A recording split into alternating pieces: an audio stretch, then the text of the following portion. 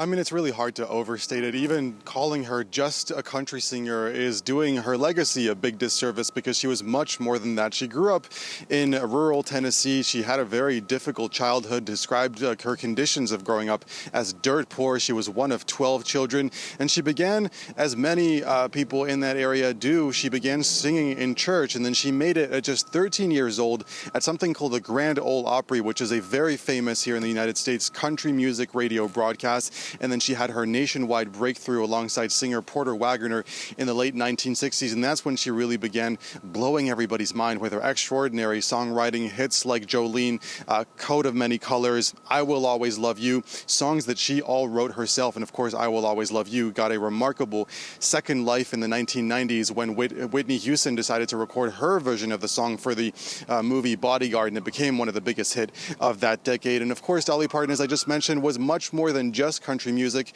Her song 9 to 5 became a massive pop hit. She starred in the film of the same name alongside legends like Jane Fonda and Lily Tomlin.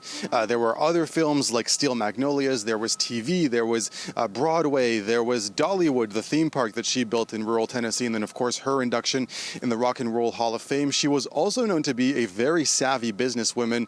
In the 70s, she turned down none other than the legendary Elvis Presley himself, who wanted to record his version of I Will Always Love You. His manager was demanding half of the publishing rights. She said no, which turned out to be a very smart business decision. And really, the only way to really summarize Dolly Parton's legacy is through the numbers. She was in the public eye for 60 years or so. She wrote more than 3,000 songs herself and sold more than 100 million records worldwide. And so there is a deep sense of loss covering the U.S. today with this news of the passing of this legendary singer. One term that really was used extensively, to describe her in the moments after her passing was probably the best way to sum it up, the way many Americans feel about her, and that is American royalty.